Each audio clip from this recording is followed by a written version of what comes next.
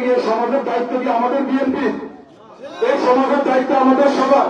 কিন্তু আজকে আমাদের নেতৃবৃন্দ আজকে এগুলো নিয়ে করতেছে, এগুলো নিয়ে প্রতিবাদ করতেছে। আজকে তারা একটি জায়গার মধ্যে, কোনো জায়গার মধ্যে তারা এরকম একটা প্রতিবাদ করে নাই। বাংলাদেশের আর একটা দল, তারা কোনোভাবে সরকার সমাজ মাদকের বিরুদ্ধে তাদের কোনো কথা নাই।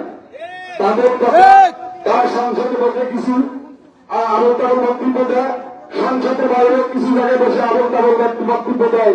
এই পর্যন্ত আপনাদের জন্মের পরও আপনারা কেউ দেখছেন এই দল সমাজের কোন কাজে লাগবে? লাগছে কিনা?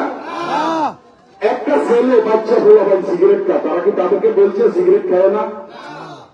আল্লাহ কি শুধু আপনাকে বলছে শুধু মসজিদ মাদ্রাসায় দেখেন আর সমাজের জন্য কিছু করতে হবে না? আপনি 5 ওয়াক্ত নামাজ পড়তে হবে, আপনার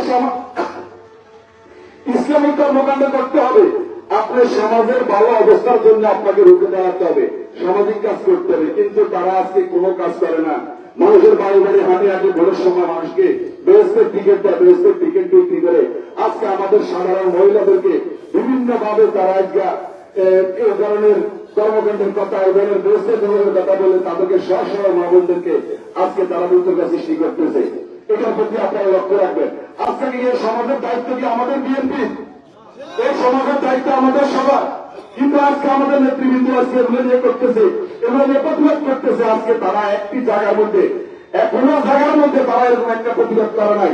তারা মধ্যে ক্ষোভের মধ্যে দাঁড়ালো এই কথাটা বলে যে আজকে মাদকী এলাকা সর্বরাজ্য হইতেছে, আমরা মাদকের বিরুদ্ধে ব্যবস্থা নিব, তারা করে নাই। তাহলে আজকে এগুলো কারা করতেছে প্রতিবাদ? আজকে আমাদের বিএনপি নেতৃবৃন্দ এবং সাধারণ জনতা। অতএব ভবিষ্যতে যদি আপনারা তাদেরকে কোন রকম কর্মকাণ্ডে কোন রকম নেতৃত্বে আনেন, তাহলে আপনারা বাইরে থাকতে পারবেন না। কারণ এরা আপনাদের কোন রকম কোন কর্মকাণ্ডের প্রতিবাদ করবে না। আপনাদেরকে ঘরে মারি গেলেও তারা প্রতিবাদ করবে না।